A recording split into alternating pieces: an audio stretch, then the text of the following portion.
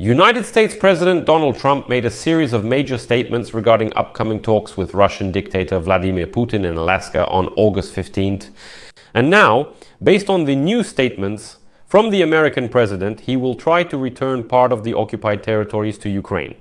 In addition, Trump revealed his plans for the meeting with Putin and says that he will tell him to simply stop this war. Donald Trump made a slip of the tongue, stating that he is going to Russia to meet with Putin, not to Alaska. And in addition, Trump stated that in the end, he will bring Putin and Zelensky together in one room so that they can sign a peace agreement. And he added that he is not going to make a peace deal. This should be done by Ukraine and the Russian Federation. Well, besides that, today Trump finally explained why he didn't impose secondary sanctions and tariffs against Russia as he had promised. Although the deadline passed long ago, let's discuss the American president's latest statement in this episode. My name is Alexei Pichi. Today is August 11. Before we start, I ask you to subscribe to this channel, like the video, leave any comment, and be sure to subscribe to my Telegram channel, Pichi News. The link is in the description of this video. So let's go through everything step by step. I'll start with the loudest, simply Trump statement, which stirred everyone up today. Trump announced that he plans to fly to Russia on Friday, August 15th, to meet there with the dictator Vladimir Putin. Quote, I'm going to meet with Putin. On Friday, I'm going to Russia. Trump did not reveal any further details about where exactly his meeting with Putin would take place. Then everyone began to wonder what was happening. Did Trump really change his mind, skipping Moscow with Putin to go to Alaska instead? It turned out to be a slip of the tongue, because later, during that press conference, he said something like, I'm very glad that Putin is coming to America and not the other way around. He said that it's very telling that Putin is practically crawling to us on his knees asking to make a peace deal. This contradicts his claim that negotiations will occur in Russia. Then Trump stated that during his meeting with the Russian dictator, he plans to demand that he stop the war against Ukraine. Quote, I am going to talk to Vladimir Putin and tell him you have to end this war, you have to stop it. He also called Putin's decision to agree to a meeting with Trump in Alaska a sign of respect, since the dictator will be traveling to another country.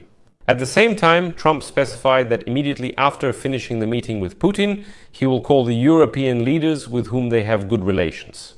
Quote, I'm going to meet with President Putin and we'll see what he means. If the agreement is fair, I'll inform the leaders of the European Union, NATO, and President Zelensky. I think out of respect, I'll call him first, and then the European leaders. And after that, there was a strange phrase from Donald Trump where he says, listen, I heard that Zelensky said that in order to just give away part of Ukrainian territory, he would need to change something in the constitution. And attention. Then he says, so it turns out that according to the constitution, Zelensky can wage war, but he can't just give away his territory to some unwashed Russians. Like, what's that about? Why does he need to refer to the constitution? A very strange statement from Trump, but nevertheless, he said it. And what was the other strange thing? Trump said what? A quote, according to a poll conducted in Ukraine, 88% of Ukrainians would like to reach a peace agreement with the Russians. Where this 88% came from and what kind of sociological survey it was is unknown.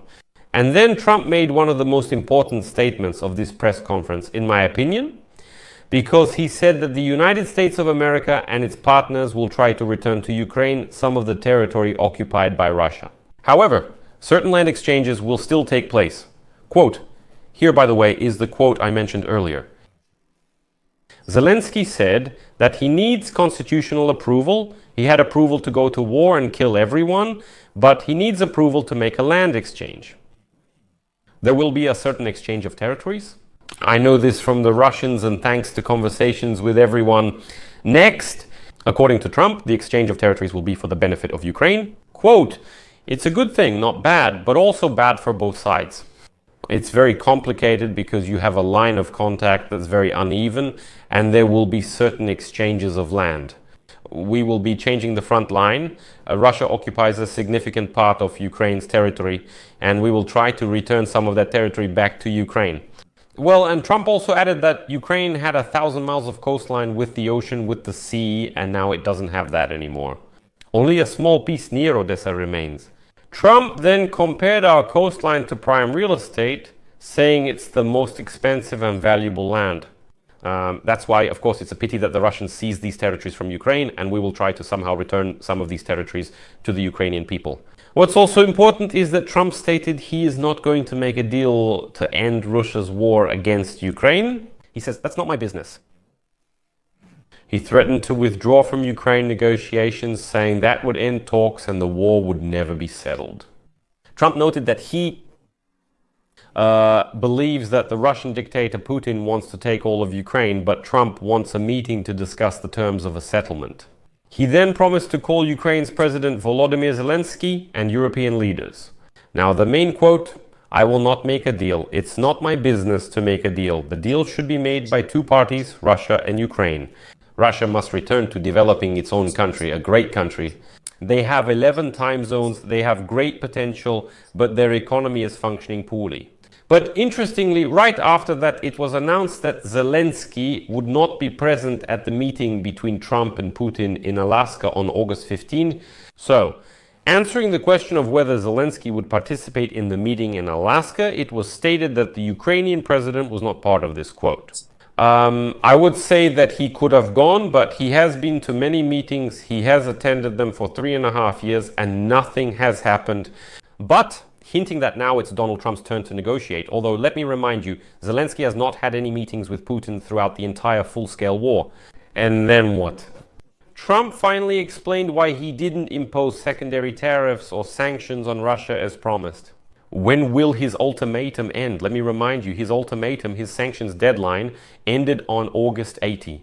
We only saw a 25% increase against Iraq or India, and those will take effect starting August 27 if there is no peace agreement between Russia and Ukraine. So, United States President Donald Trump did not impose the promised secondary sanctions tariffs against Russia because he was offered a meeting with the Russian dictator. Trump commented on his plans to impose sanctions and tariffs against buyers of Russian oil, which he never implemented. Quote, "I'm going to do much more. But then I got a call that they want to meet. I'll see what they want to talk about." Tam added that he would like to see a ceasefire and the best possible deal for both sides. Quote, "It takes two to tango. I will have a meeting next week with him, with Putin. This week I have a good relationship with him, although I haven't always been good with him." Well, so here he starts to get a little confused in his statements, but he's passionate. First, I'll meet with Putin. I'll see then. Maybe, after all, it's about those very secondary tariffs.